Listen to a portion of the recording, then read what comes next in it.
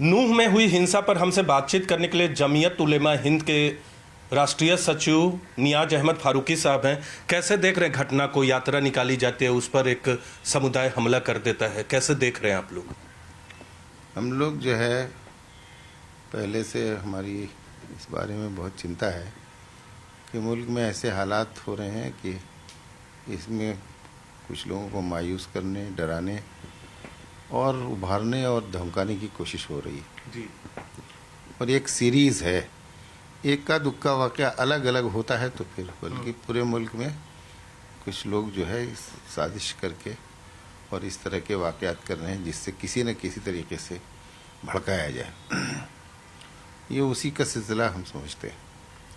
और अफसोस की बात यह है कि जो पुलिस का जो इसमें रवैया होता है, तो पुलिस के दोनों ही काम होते हैं, एक तो प्रिवेंटिव एक्शन और अगर कोई चीज़ हो जाए तो फिर इसको रोकने के लिए क्या करना।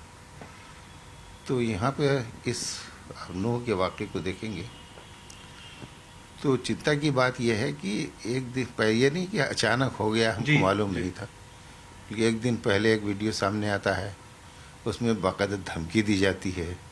एक ऐसा शख्स जो कि भगोड़ा है, मुजरिम है, उसके ख़िलाफ़ कत्ल का मुकदमा है, बहुत पूरे मुल्क में उसे जाना पहचाना जाता है इस हैसियत से। वो ऐलान करता है कि मैं इसमें ज़रूर रहूँगा और इसमें जो उसका बयान है सभी लोग जानते हैं।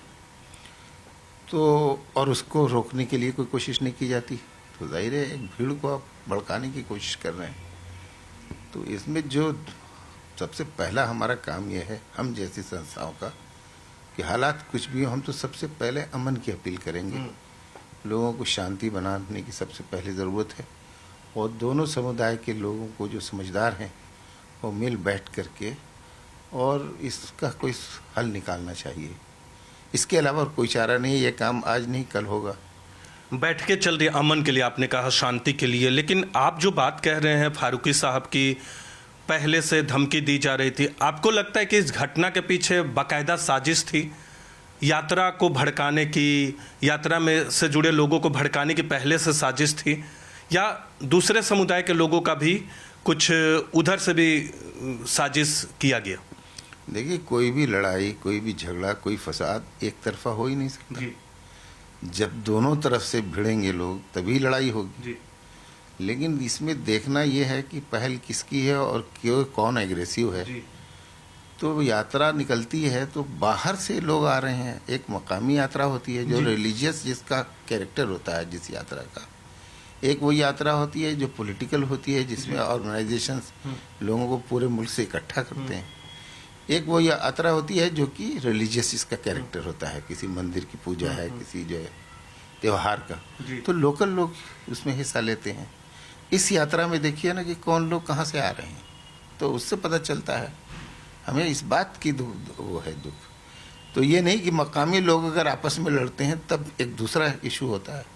यहाँ तो बाकायदा बाहर से लोग आते हैं, आकर हमला करते हैं, फिर उसके मुकाबले में मकामी लोग खड़े होकर के उसका वो करते हैं। जो बाहर से आने वाला है वो एग्रेसिव होगा या जो मकामी है वो एग्रेसिव होगा, सोचने की बात है। तो आपका कहना है कि जो यात्रा थी वीएचपी की, उसमें बाहर से लोगों को बुलाया गया? मोनू मानेसर कहाँ का था जी?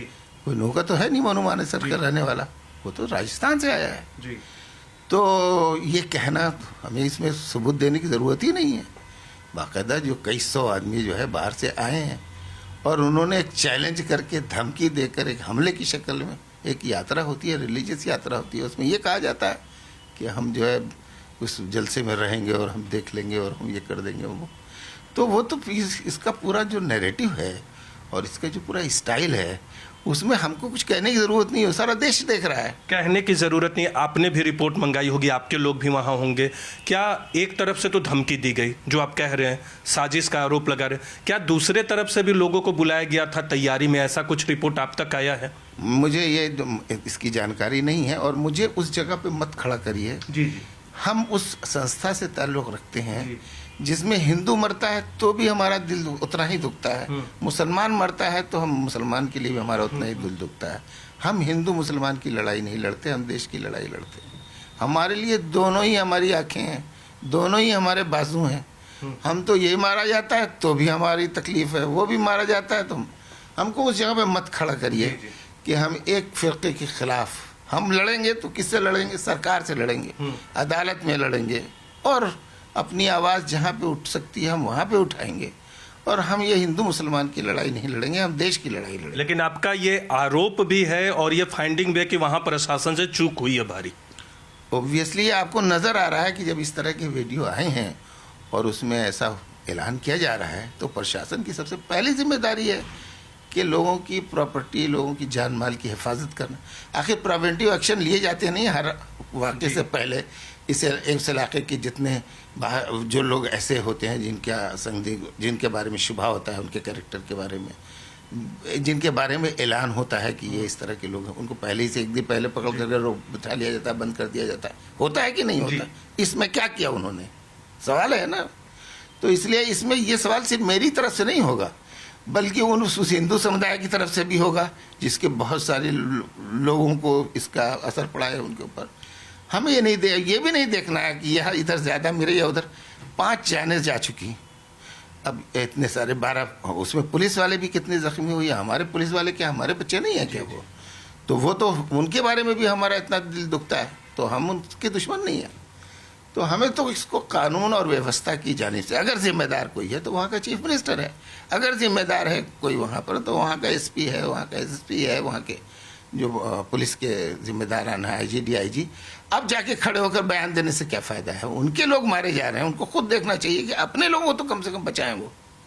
तो प्रशासन के लोग जिम्मेदार हैं, पुलिस के लोग जिम्मेदार हैं, और नूह में जो हिंसा हुई है, जो घटना घटी है, उसके पीछे साजिश मानते हो। जिस तरह से प्रोवोक किया गया, बाहर के लोग आए और इसीलिए ये हिंसा घटी है।